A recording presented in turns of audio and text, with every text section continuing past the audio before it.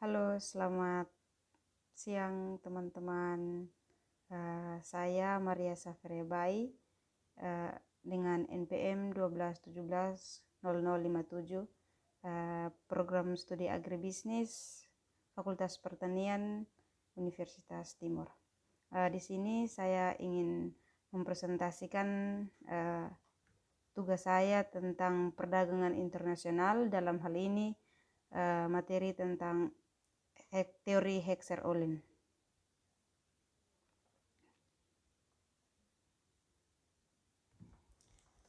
Teori Hexer-Ohlin.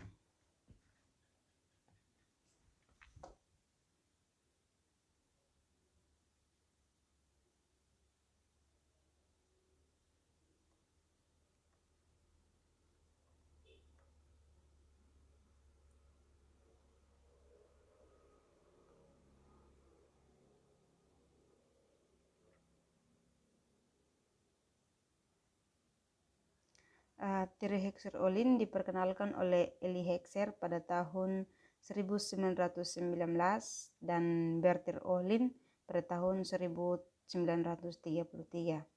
Teori ini muncul karena perdagangan internasional belum mampu dijelaskan dalam teori keunggulan komparatif.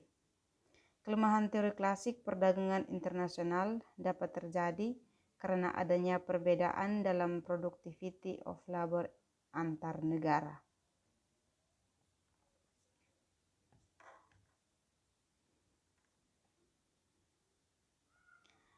Teori Hexer-Ohlin menyatakan penyebab perbedaan produktivitas karena adanya jumlah atau proporsi faktor produksi yang dimiliki atau endowment faktor oleh masing-masing negara, sehingga selanjutnya menyebabkan terjadinya perbedaan harga barang yang dihasilkan.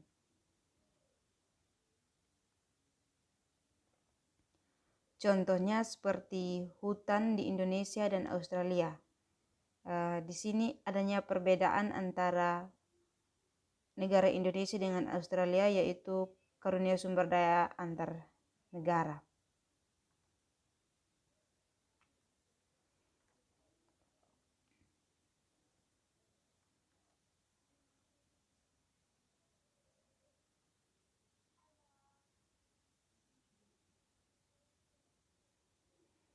Yang berikut model perekonomian dengan dua sektor.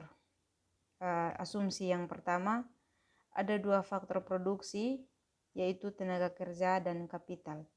Yang kedua, ada dua barang yang mempunyai intensitas faktor produksi yang tidak sama, di mana yang satu lebih padat karya dan yang lain lebih padat kapital. Yang berikut, ada dua negara yang memiliki jumlah kedua faktor produksi yang berbeda, di mana negara yang satu memiliki lebih banyak kapital daripada tenaga kerja, sedangkan negara yang lain memiliki lebih banyak tenaga kerja daripada kapital. Yang berikut teknologi dianggap tetap. Yang berikut mengenai hipotesis teori Hexer-Ohlin.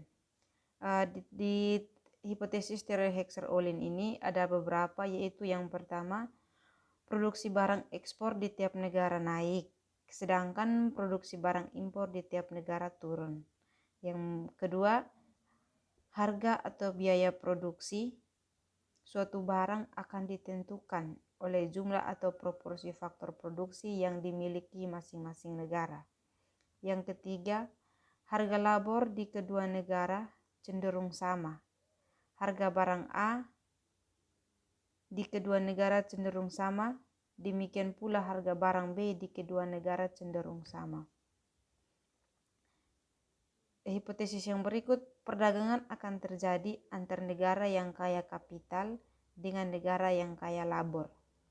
Masing-masing negara akan cenderung melakukan spesialisasi produksi dan mengekspor barang tertentu karena negara tersebut memiliki faktor produksi yang relatif banyak dan murah untuk melakukan produksi, sehingga negara yang kaya kapital maka ekspornya padat kapital dan impornya padat karya. Sedangkan negara yang kaya labor ekspornya padat karya dan impornya padat kapital. Yang berikut mengenai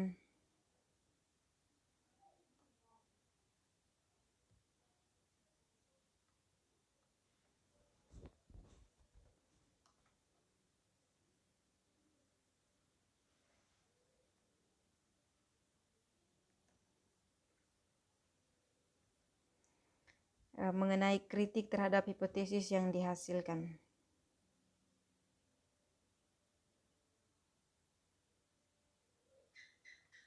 Yang pertama, berdasar teori Heckscher-Ohlin, perbedaan barang sejenis dapat terjadi karena adanya perbedaan proporsi atau jumlah faktor produksi yang dimiliki masing-masing negara dalam memproduksi barang tersebut. Sehingga apabila jumlah atau proporsi faktor produksi yang dimiliki masing-masing negara relatif sama, maka harga barang sejenis akan sama pula, sehingga perdagangan internasional sulit terjadi. Yang kedua, kritik yang kedua yaitu fakta yang ada dalam dunia nyata menunjukkan walaupun jumlah atau proporsi faktor produksi yang dimiliki masing-masing negara relatif sama, sehingga harga barang sejenis relatif sama, ternyata perdagangan internasional tetap dapat terjadi.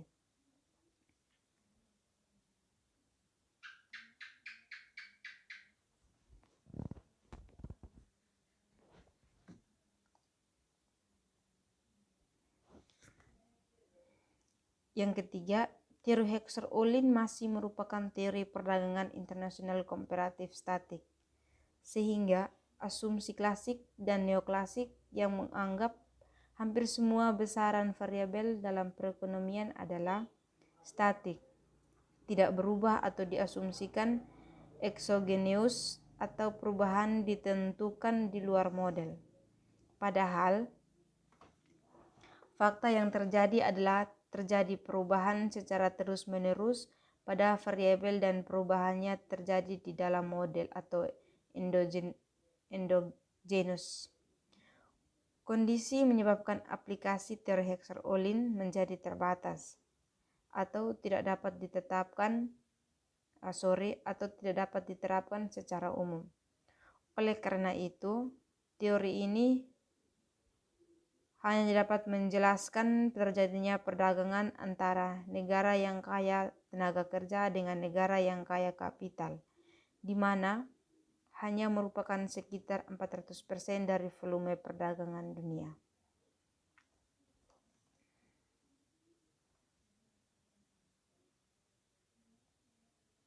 Yang berikut mengenai kondisi real yang tidak sesuai dengan asumsi teori Heckscher-Ohlin. Yang pertama, kondisi permintaan dan penawaran komoditas perdagangan senantiasa mengalami perubahan karena variabel yang mempengaruhinya senantiasa berubah. Yang kedua, teori perdagangan terbaru menyatakan bahwa pengetahuan adalah variabel penentu keputusan perdagangan dan investasi. Yang berikut, jumlah dan kualitas faktor produksi dan teknologi berubah dari waktu ke waktu. Yang berikut, variabel ongkos transportasi diperhitungkan.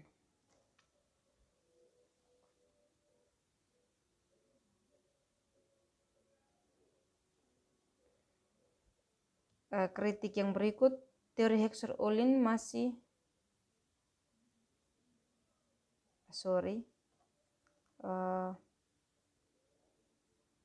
yang berikut mengenai kelemahan asumsi teori Heckscher-Ohlin. Di sini yang pertama, asumsi bahwa kedua negara menggunakan teknologi yang sama dalam memproduksi adalah tidak valid.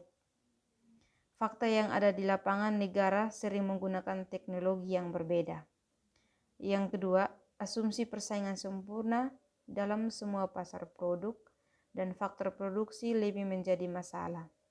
Hal ini karena sebagian besar perdagangan adalah produk negara industri yang bertumpu pada diferensiasi produk dan skala ekonomi yang belum bisa dijelaskan dengan model faktor Indomen Heckscher-Ohlin.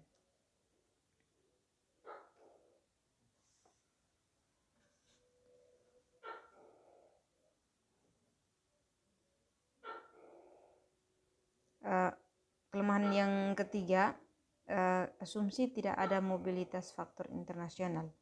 Adanya mobilitas faktor secara internasional mampu mensubstitusikan perdagangan internasional yang menghasilkan kesamaan relatif harga produk dan faktor antar negara. Maknanya adalah hal ini merupakan modifikasi Hexer-Ohlin, tetapi tidak mengurangi validitas model Hexer-Ohlin. Kelemahan yang keempat, asumsi spesialisasi penuh suatu negara dalam memproduksi suatu komoditas jika melakukan perdagangan tidak sepenuhnya berlaku karena banyak negara yang masih memproduksi komoditi yang sebagian besar dari impor.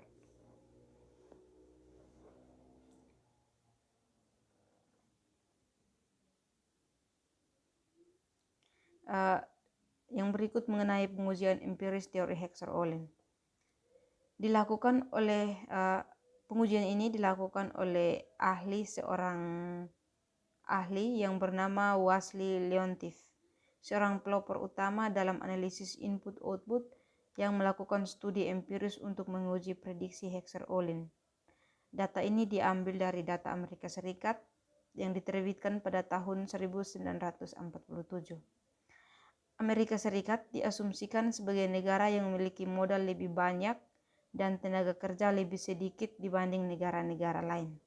Sehingga berdasarkan teori Hexer-Ohlin, maka ekspor Amerika Serikat akan terdiri atas barang-barang yang padat modal dan sebaliknya impornya akan terdiri atas barang-barang yang padat karya.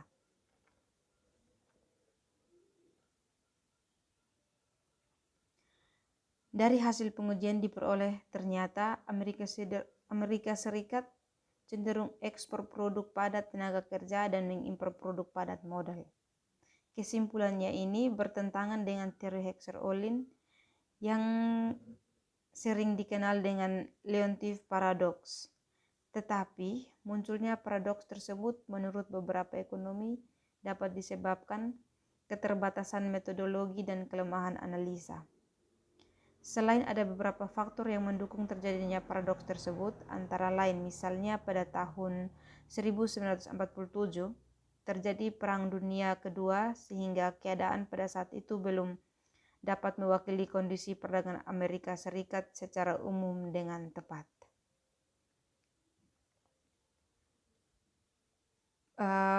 Teori paradoks Leontief dapat terjadi karena adanya intensitas faktor produksi yang berkebalikan atau faktor intensif reversals dan tarif dan non-tarif barrier, perbedaan dalam keterampilan dan human capital.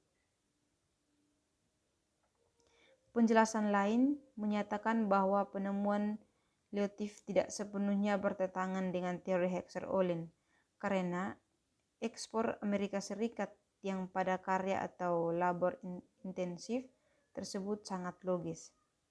Amerika Serikat merupakan negara yang mempunyai banyak tenaga kerja terdidik atau skill labor dibandingkan dengan negara lain, sehingga ekspornya lebih banyak terdiri atas barang yang padat karya namun terdidik.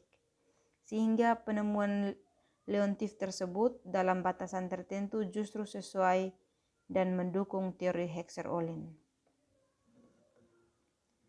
Yang berikut mengenai pengujian data banyak negara. Pengujian dilakukan dengan menggunakan data dari berbagai negara. Studi terpenting yang pernah dilakukan antara lain oleh Harry P., Bowen Edward E., Leomer, dan Leo Svekauskas. Mereka menyatakan bahwa perdagangan barang secara tidak langsung merupakan perdagangan faktor produksi, sehingga kita akan menemukan negara akan melakukan ekspor terhadap produk yang faktor produksinya relatif melimpah dan begitu pula sebaliknya. Dari sampel 27 negara dan 12 faktor produksi yang diujikan oleh Bowen, dapat dihitung rasio faktor endowment setiap faktor produksi suatu negara terhadap penawaran dunia. Kemudian, dilakukan perbandingan rasio-rasio tersebut dengan bagian setiap negara dari pendapatan dunia. Mereka menyatakan jika teori faktor produksi benar, maka suatu negara akan selalu ekspor faktor yang bagiannya melebihi bagian pendapatan dan sebaliknya. Kenyataannya adalah 2:3 faktor produksi diperdagangkan kurang dari 70% yang sesuai dengan arah yang telah diprediksikan. Hasil ini mendukung paradoks Leontief di tingkatan yang lebih luas, bahwa perdagangan sering tidak berjalan sesuai dengan yang diprediksikan oleh teori Heckscher-Ohlin.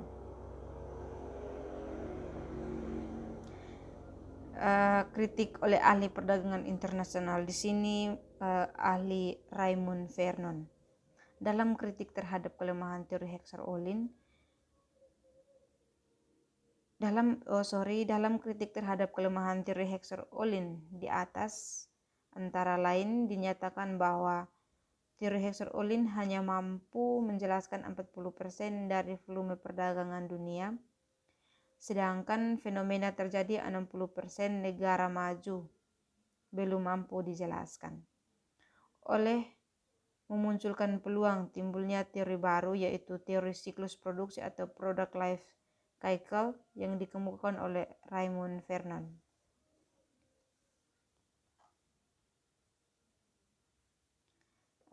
Yang berikut kritik dari ahli Raymond Vernon. Teori ini antara lain berdasarkan adanya anggapan bahwa variabel-variabel dalam perekonomian senantiasa berubah dan perubahannya terjadi dalam model, bahkan menggunakan perubahan variabel-variabel tersebut sebagai driving motif timbulnya perdagangan internasional. Teori siklus produksi juga dibangun atas dasar pada adanya kelembanan, imitasi, atau perundangan difusi teknologi. Teori ini memperhatikan siklus hidup produk baru dan dampaknya terhadap perdagangan internasional. Yang berikut kritik dari ahli Linder. Kritik Linder mengenai persamaan selera. Teori Linder berorientasi pada permintaan suatu produk, sedangkan teori Heckscher-Ohlin berorientasi pada penawaran karena fokusnya pada faktor sumber daya dan intensitas faktor. Sehingga suatu negara akan mendorong produksi produk yang diminati atau menjadi cerminan selera sehingga munculnya ekspor.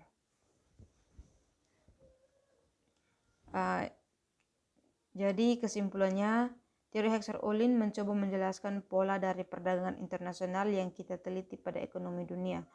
Contoh kasus dari penggunaan teori Heckscher-Ohlin ini adalah Indonesia dan Jepang yang melakukan perdagangan dengan menjual motor dan ukiran kayu.